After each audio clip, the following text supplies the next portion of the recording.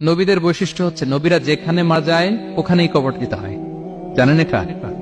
বিষ্ণু ইসলাম মারা গিয়েছিলেন আম্মাজান আয়েশা রাদিয়াল্লাহু তাআলা আনহার ঘরে, বলে ওখানে বিষ্ণু ইসলামের কবর রয়েছে, ওখানেই কবর। এবং ওই কবর দেওয়ার পরেই ওই কবর দেওয়া ঘরের ভিতরে আম্মাজান আয়েশা যতদিন আয়েশা রাদিয়াল্লাহু তাআলা আনহা যতদিন বেঁচে ছিলেন ওখানেই ছিলেন কবরের পাশে। এরপরে বাবা মারা গেলেন আবু বকর, বিষ্ণু ইসলামের পাশে কবর দেয়া হলো, বাবা আর স্বামীর পাশেই থাকলেন। এরপর ওমরে ফারুক মারা গেলেন, ওনারও কবর দেয়া হলো।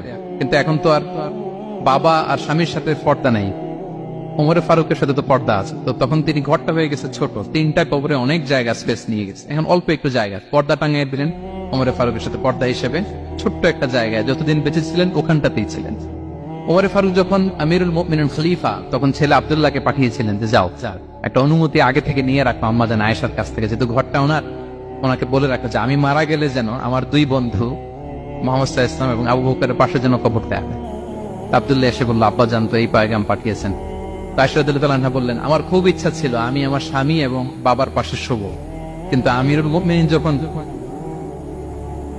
চেয়েছেন এটাকে আমি ফিরিয়ে দিতে পারিনি। ঠিক আছে যাও, তোমার আব্বাকে বলো তোমার আব্বাই শোবেন ওই জায়গায়। আচ্ছা, তো ওমরে ফারুক আপনারা জানেন অ্যাসাসিনেশনে ইন্তেকাল করেছেন, আত্মাইর আঘাতে, ছুরিকাঘাত করা হচ্ছে, কয়েকবার স্টেবিং। এত জখম হয়েছে, দুধ দিলে ওই জায়গা দিয়ে দুধ বের হয়ে যায় না, বীজ পানি দিলে বের হয়ে যায়।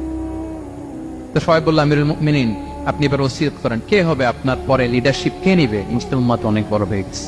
তখন তিনি ওসিয়ত করলেন এবং ছেলেকে আব্দুল্লাহকে আবার বললেন যে আব্দুল্লাহ আবার যাও, যে আম্মাজানের থেকে অনুমতি নাও।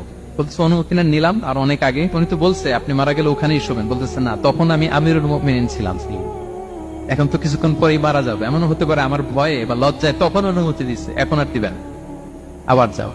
আবার গেল, আয়েশা রাদিয়াল্লাহু তাআলা আনহা বললেন, না এখন আমি আগের কথার উপরে আছে, তোমার আব্বাই সেখানে শোক। সুবহানাল্লাহ। ওমরে ফারুক ওখানে শুলেন, তখন তিনি পর্দা আরম্ভ করলেন আম্মাজান আয়েশা। তাহলে রাসূল সাল্লাল্লাহু আলাইহি ওয়াসাল্লামের কবরটা হচ্ছে আম্মাজান আয়েশা রাদিয়াল্লাহু তাআলা আনহার ঘরের ভেতরেই।